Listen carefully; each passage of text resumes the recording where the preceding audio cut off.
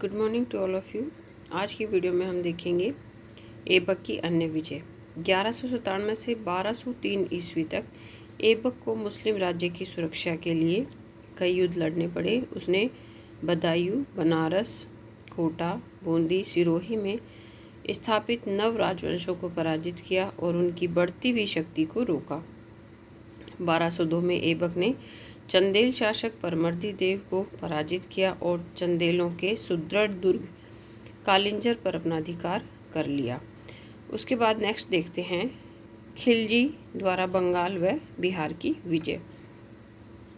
अब आप लोग सोच रहे होंगे कि ये खिलजी कौन आ गया, तो ये भी एक मोहम्मद गौरी का दास था।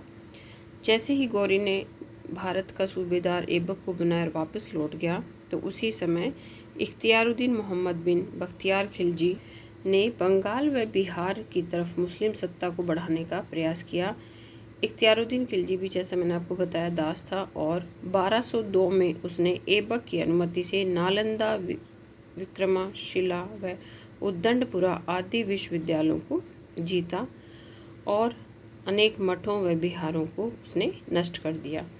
और इससे खुश होकर ऐबक ने उसे राजकीय सम्मान और पुरस्कार प्रदान किया। तो देखिए, कई बार एग्जाम में क्वेश्चन आता है, नालंदा विश्वविद्यालय जो था उसको किसने लूटा, तो उसे ऐबक के कहने पर किसने था, इख्तियारुद्दीन बिन खिलजी ने।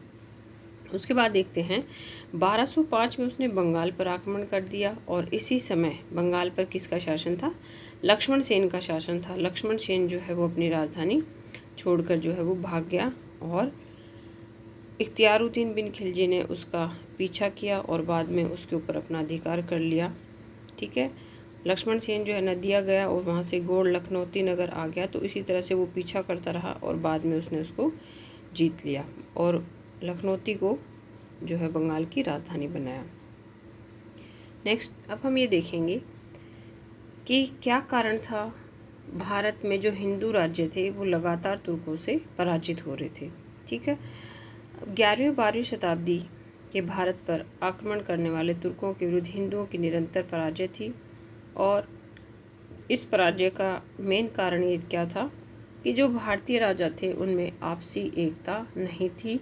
वो एक दूसरे के प्रति विरोध की भावना रखते थे और इसी का फ़ायदा जो है हमेशा दूसरे मुल्कों के राजाओं ने, योद्धाओं ने हमारे देश के ऊपर उठाया है। तो उसके कारण देखते हैं। तो फर्स्ट कारण है राजनीतिक कारण है। राजनीतिक कारण का मतलब क्या है कि राज्य जो छोटे छोटे टुकड़ों में बटा हुआ था, छोटे छोटे राज्य थे जो कि अपना कमा रहे थे, खा रहे थे, उनका आपस में एक दूसरे से कोई लेन देन नहीं था। और जो भी बड़ा आक्रमणकारी होगा तो सबसे पहले छोटे राज्यों को शिकार करेगा, उनको जीतते जीतते वो अपने राज्य को बढ़ाता है और फिर बड़े राज्यों के ऊपर आक्रमण करता है। का कारण था सामाजिक दोष। अब सामाजिक दोष में क्या होता है, जब हम वैदिक धर्म की बात करते हैं तो वहाँ हमारे देश का मूल मंत्र क्या था कि हम सब एक हैं, धरती के सारे प्राणी एक हैं। लेकिन यहाँ पर हमारे धर्म में जो है वो अंधविश्वास बहुत आ गए थे, जाति पाति का भेदभाव आ गया था, अज्ञानता आ गई थी। ठीक है, और हमारे राष्ट्र के जो उस समय के लोग थे, राजा थे, मंत्री थे, सामंत थे, पंडित थे, इन सब में ये भावना आ गई कि हमारा धर्म जो है सर्वोपरि है। तो इस भावना के कारण भी जो है उन्हें दूसरे राष्ट्रों का शिकार होना पड़ा। राजपूतों में भी श्रेष्ठता की भावना थी, इसी कारण जो है वो दूसरी जातियों को छोटा समझते थे, अपने से नीचा समझते थे, जिसके कारण अगर उनके ऊपर किसी ने युद्ध किया है तो वो प्रजा जो है वो राजा का साथ नहीं देती थी। आज अगर हम भी अपने वर्तमान परिस्थितियों में देखें तो अगर हम किसी का अपमान करेंगे, किसी का सहयोग नहीं करेंगे, तो हमारे ऊपर मुसीबत आएगी तो कोई हमारा साथ नहीं देगा। तो यही सामाजिक परिस्थितियाँ थी जिसके कारण जो है राजाओं को सहयोग नहीं मिला। ठीक है, नेक्स्ट है फिर आपका धार्मिक दोष है। धार्मिक दोष में भी यही है कि आडंबर आ गया था, जाति पाति आ गई थी।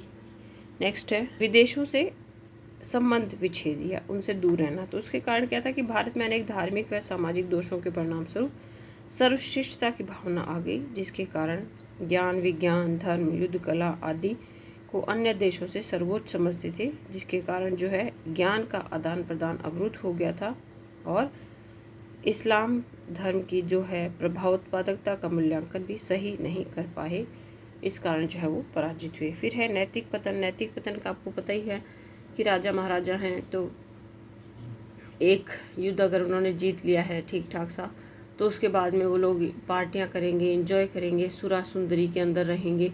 तो ये चीज़ें जो है आपका नैतिक पतन करती है। और जब आपका नैतिक पतन होता है तो आपका आत्मा का पतन हो जाता है। और जब आत्मा का पतन होता है तो आपका जो भी जीवनचर्या से संबंधित है, लाइफ से संबंधित है, सारी चीज़ें जो है वो डिक्लाइन की ओर चली जाती हैं। तो ये जो कारण थे कुछ, जिसके कारण जो है तुर्कों से लगातार हिंदुओं को हारना पड़ा। एक कारण और भी देख सकते हैं हम, सैनिक दुर्बलता, कि अब जब राजा ही बेहाल रहेगा तो उसके पीछे पीछे क्या है, प्रजा भी बेहाल रहेगी। तो एक ये था कि जो राजपूत शासक थे वो खुद की सेना न रख के सामंतों के ऊपर डिपेंड होते थे। अब सपोज अगर मेरे पास खुद के पास ही गाड़ी नहीं है, मैं दूसरे की गाड़ी पे डिपेंड रहूँगी, तो मेरे काम जो है कभी भी प्रॉपर वे से नहीं होंगे, क्योंकि कभी कोई सामंत राजाओं का सहयोग करता और कभी कोई नहीं करता। तो ये बहुत सारी चीज़ें थी जिसके कारण जो है तुर्कों से हारना पड़ा। और ये हमारा टॉपिक जो है ऐबक का ख़त्म होता है। कल एक नई वीडियो में फिर मिलेंगे। मेरी वीडियो देखने के लिए आप सभी का धन्यवाद।